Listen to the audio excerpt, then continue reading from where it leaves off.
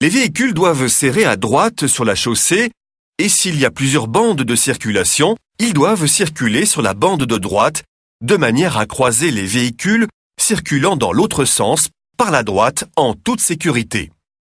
Si la chaussée est trop étroite, vous pouvez emprunter l'accotement de plain-pied. La partie de la voie publique située au-delà de cette ligne est réservée à l'arrêt et au stationnement. Vous ne pouvez donc pas l'emprunter pour croiser d'autres véhicules. Vous ne pouvez pas non plus emprunter la piste cyclable, contrairement à la bande cyclable suggérée, comme vous voyez ici, ou à l'accotement que vous pouvez emprunter. Parfois, la chaussée devient plus étroite. Vous savez déjà qu'un rétrécissement de la chaussée peut être indiqué par l'un de ces signaux de danger. S'il n'y a pas de panneau qui règle la priorité, le conducteur qui rencontre l'obstacle de son côté de la chaussée doit céder le passage.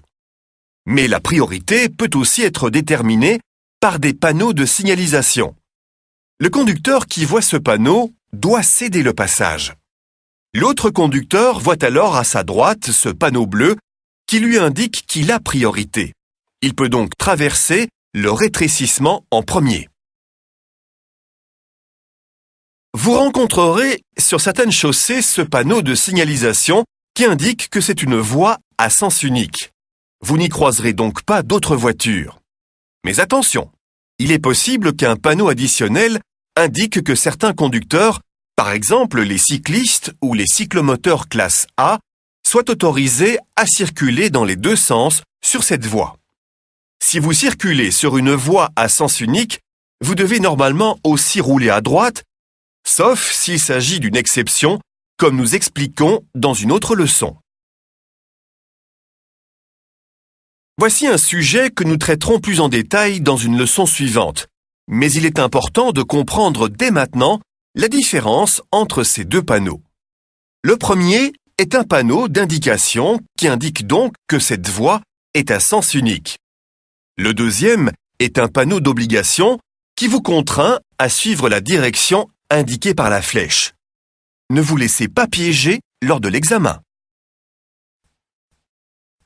Vous devez également croiser les véhicules sur rail par la droite.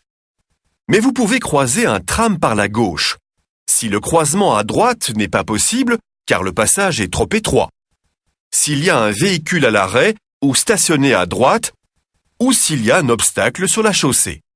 Bien sûr, en croisant par la gauche, vous ne pouvez pas gêner ou mettre en danger les autres usagers.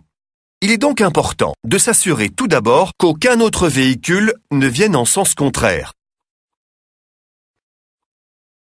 Dans les carrefours, vous devez également croiser par la droite. Sauf si le carrefour est fléché de manière à ce que ce ne soit pas possible.